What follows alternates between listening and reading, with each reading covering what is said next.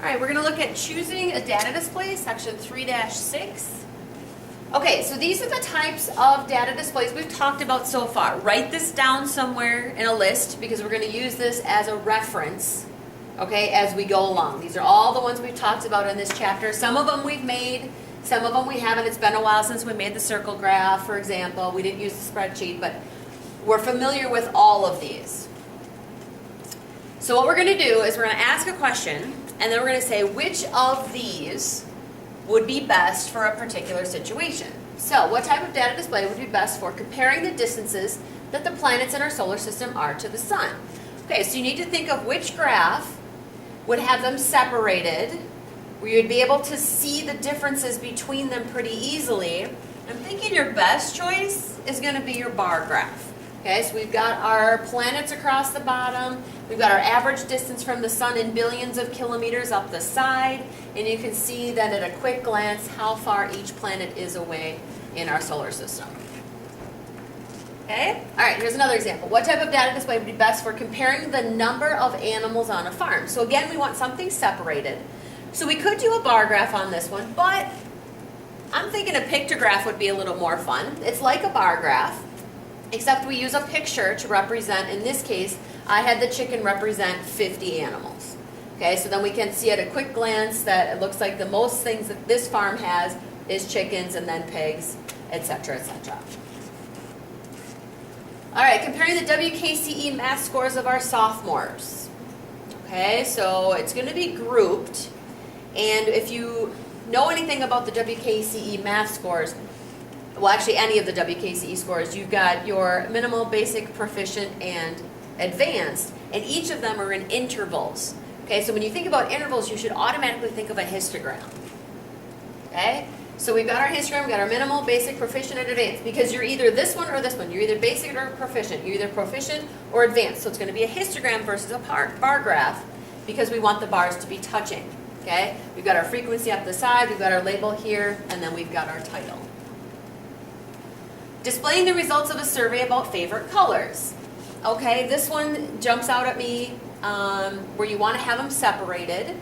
Since it's on favorite colors, we could maybe think of one that we could color code, and that we can compare them pretty easily. So maybe something like a circle graph, okay, where you could then color each section that was their favorite color. So we said maybe favorite color of Mrs. Brown's 4th grade class. We've got the red, the green, the yellow, the purple, the blue. We've got our percents. And then we can see at a quick glance that it looks like green is the favorite color of that class. Predicting the population of a city given its population over the past 100 years. So you want something that we can see increases and decreases pretty easily. So hopefully that automatically makes you think of a line graph. All right, so we've got our years across the bottom from 1920 all the way up to 2010. And we've got our population up the side, and you can see it's steadily increasing. You can kind of see where it kind of leveled it off between one decade, et cetera, et cetera. We've got our title. But this way you can see increases and decreases, and then we could use this to predict what it might do in the future. What type of data display would be best for comparing two students' grades in all of their classes? So we want something where we can compare the two students side by side. Okay? So to me, the most obvious one would be a double bar graph.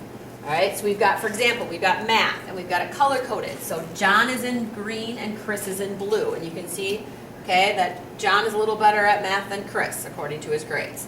And in English. They're pretty even in social studies, okay, but Chris is better than John in science, etc. Okay, we've got our grade mark up the side, we've got our classes across the bottom, and then, of course, we've got a key explaining our colors. We want to show the individual running times of a class, for example, for the mile in Fayette. Okay, so if we want to see the individual running times, we can't do anything where we're going to lose that data. Like in a histogram, we would lose that individual data. In a circle graph, you lose that individual data.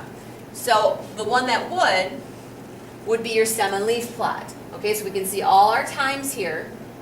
Okay, and what I did for a key on this one is I said 81 vertical line 4 means an 8-minute and 14-second mile. Okay, so this would be 7 minutes and 45-second mile. Okay, so which is why this one's almost 8 minutes, 7 minutes and 59 seconds. and then we'd have 8 minutes and 1 second, etc. This way we can see all the individual data. This would also be good if we wanted to find the mode, because then we could quickly see which one's listed the most. It also lets you see groupings, etc. Last one, what type of data display would be best for showing the range of the middle 50% of the data for a science test? Okay, I hope this one is obvious as well. Whenever we want to see 50% of something, that should be an automatic, whenever you want to see something like this, for the box and whisker plot. All right, so science test scores, and we're going to go here and we're going to say the middle 50%, looks like the middle 50% scored somewhere between maybe 65 and 90.